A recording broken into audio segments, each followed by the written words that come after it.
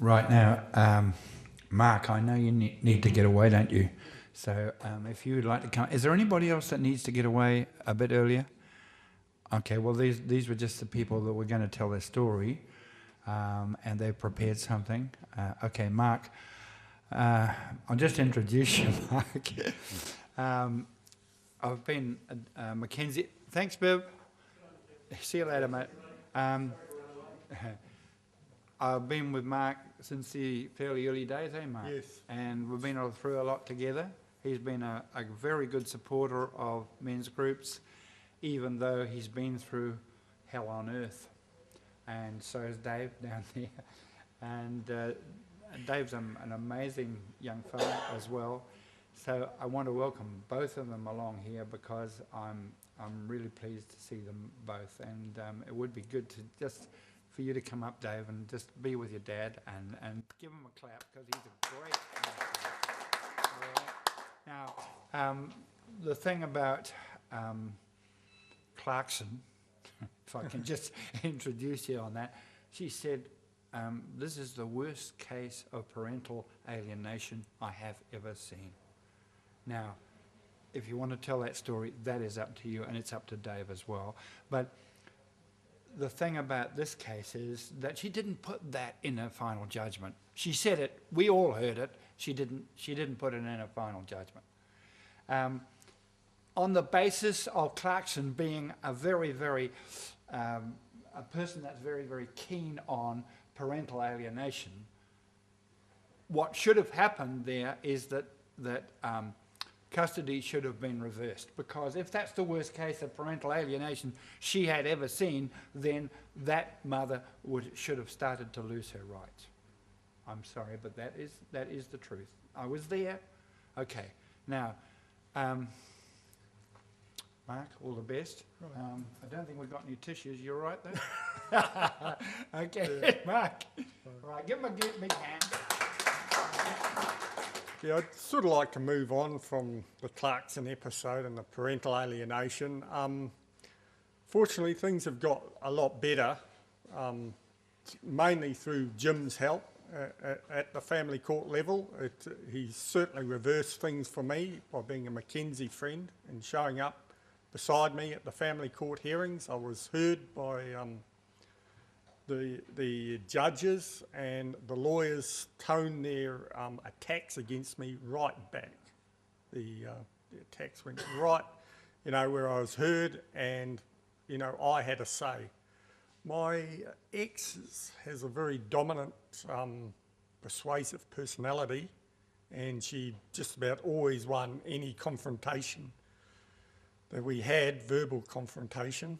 But sort of moving on from that, I went for admin review. I thought, well, I'd found out my ex had actually subdivided the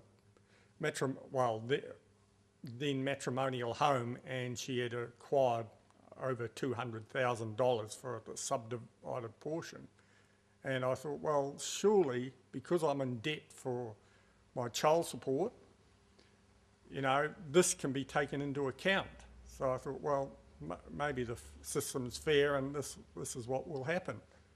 But I went to the admin review, and I put my case to them, and I went in personally, and she must have been in another room.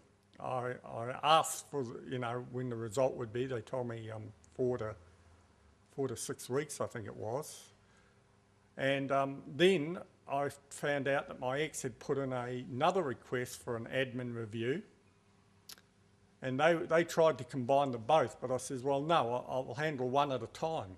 But what had actually happened is they waited until the second admin review was virtually complete before coming up with the results of the first, which were very damaging for me. They took no account of her increased financial position or the extra money that she'd acquired through this. And in the second admin review, far from being fair, this Mark Miller person actually said everyone in your child support system, you're given a 13% living allowance. Mine was reduced to 5% because my ex had come across and says, well, he lives, on the smell of an oily rag. He lives, he doesn't spend a lot of money. And in this case, he'd decided that everyone else gets a 13% living allowance, every other person, but mine had been reduced to 5%. This is when rates are going up, everything else is going up. Fortunately, I managed to speak to the head of the admin review department, which is a person by the name of Ken Pope, and he said, well, I'll try and revisit that. And while he spoke to this Mark Miller person, he got back to me and basically says, well, we can't really go down that avenue. Basically, what these admin review officers have is similar to judges. Their word is God's, basically. And this Mark Miller person has actually said that to a men's group, that basically, don't stuff with me, whatever I say goes. And even the head basically said to me, we're going to have to go at this another angle.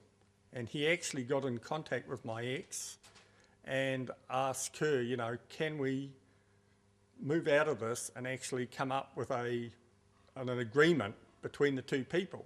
So even the head of the department had to remove himself from the department's admin review structure to come up with this separate agreement. And fortunately he did.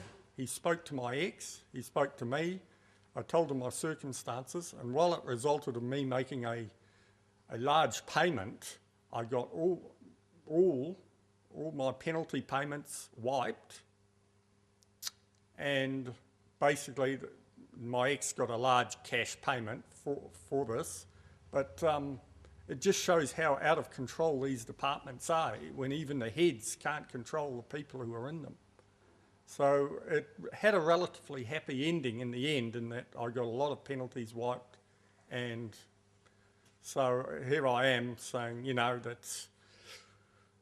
it seems to be the system. And again, it's the same system that's in the family court, which is basically the lawyers whose income stream relies on conflict, and That's exactly right. and Can I ask one dumb question? Sure. You mentioned the wiping of penalties. Yep. But should those penalties have been there in the first place? I mean, weren't you just getting back to a position which was basically fair, or maybe not even that? Yes, but he needed persistence to do that, didn't he? Well, the penalties would come on because my income had fluctuated up and down, and I'd sort of says, well, I haven't got a job at this time, but I will get a job, and consequently these penalties just kept coming on because they're saying that I haven't notified them in a timely manner of my income fluctuations. And well, I explained it. I basically said, well, I was waiting for a job to come through, and it didn't come through, and my income subsequently dropped. And to a fair-minded person, as I found with Ken Pope, it all made sense. But because the system's so anti-male, it seems to be anyway. I've been told that some females have come up against it, but it just seems to be a very corrupt system. Again, I believe these people have some sort of law qualifications, the people who run the admin reviews. Yes, they do, yeah. And again, we get back to the lawyers whose only concern are not the children, not the people, but their income stream. Anything to create conflict and prolong the conflict, basically that's their main aim.